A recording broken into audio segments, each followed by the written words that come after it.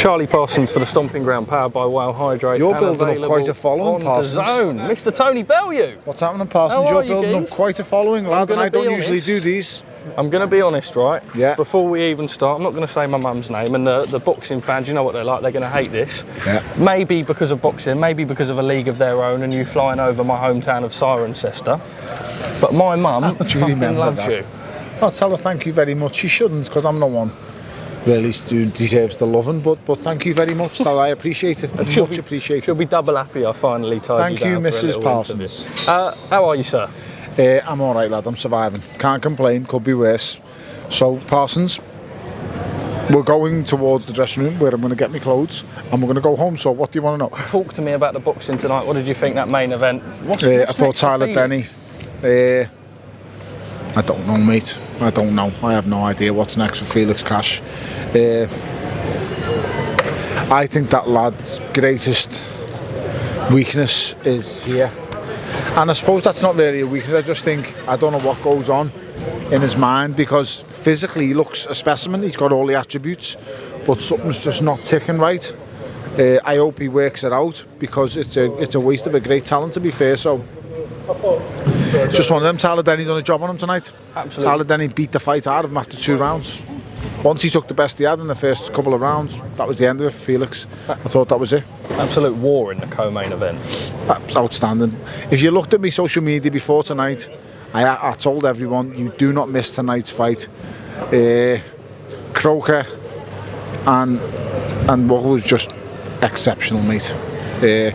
Conor Walker's just an absolute animal, such a strong boy with an unbelievable engine. He just did not stop all night. He was fantastic. He was phenomenal. So fair play to him. Tony, very quickly, a few more from me. We're expecting to see Anthony Joshua versus... no, you're good. Hey, little champ. I'm sorry. We're expecting to see Anthony Joshua versus Daniel Dubois announced. What do you think of that fight? I think that's Anthony Joshua inside 2 to 3 rounds tops. Good fight, though. Another opportunity. It is a really good. It is a really good fight. Daniel Dubois is a brilliant fighter who's shown real resilience in his last couple of fights, and I think he done absolutely fantastic against Filip Hrgović. I can't give him anything but ultimate credit for coming through that Filip Hrgović fight, but you cannot get hit with 56 right hands in the first 3 rounds of a fight and expect to be standing when you're facing AJ. That'll be his undoing. Right, 2 more from me.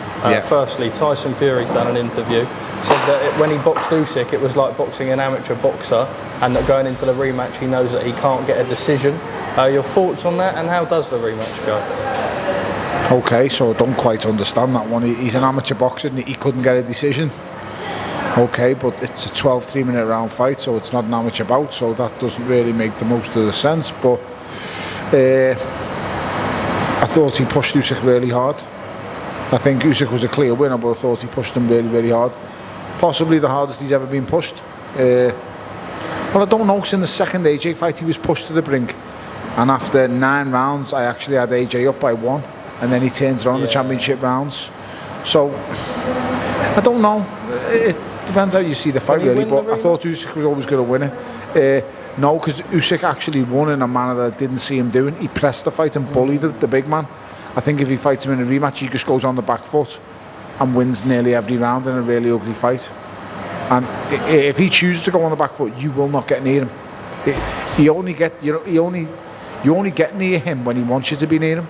If he doesn't want to get hit, he won't get hit. Just watch him against Murat Gassiev. Murat Gassiev's a phenomenal puncher. Murat Gassiev couldn't touch him all night.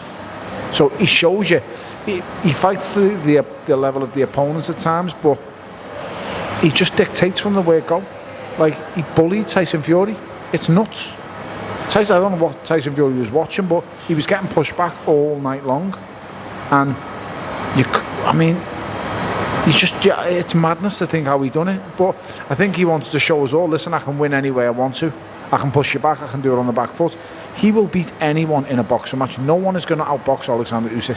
You have to get close to him, you have to nail him, you have to rough him up, you have to not necessarily outland him, but you have to bully him. You cannot have a boxing match with this boy, because you will not beat him.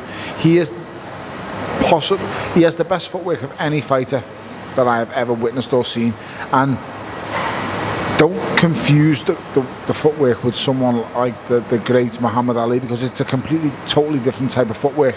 This isn't dancing, this isn't shuffling around doing the Ali shuffle.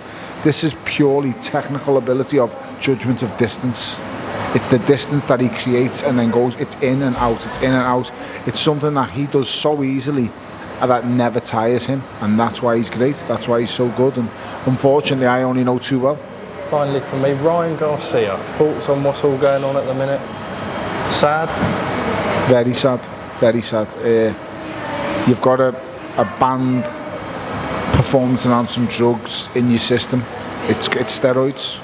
So everyone knows me thoughts, if you've got steroids in your system, you should be banned for life. So this isn't some kind of substance where you've smoked a spliff, or it's recreational. This is a banned known steroid. So I can't see anything but a ban.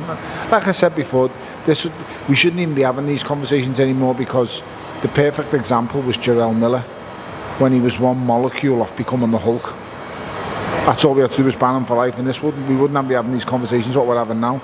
But they didn't ban him for life, they've allowed him to go on, and this is why it continues in the sport. The longer this continues, the worse it's going to get. You need to ban one of these fighters for life, take the career away, because ultimately, is it going to take for one of these fights to take someone's life away before you act? Take that into mind, bear that in your thoughts when someone is going to die soon at the hands of a drug cheat. That someone on steroids is going to kill someone in a boxing ring unfairly, and at that stage, that's when you need to ban them for life, and someone's going to end up in jail. Tony, top man, thank you for your time.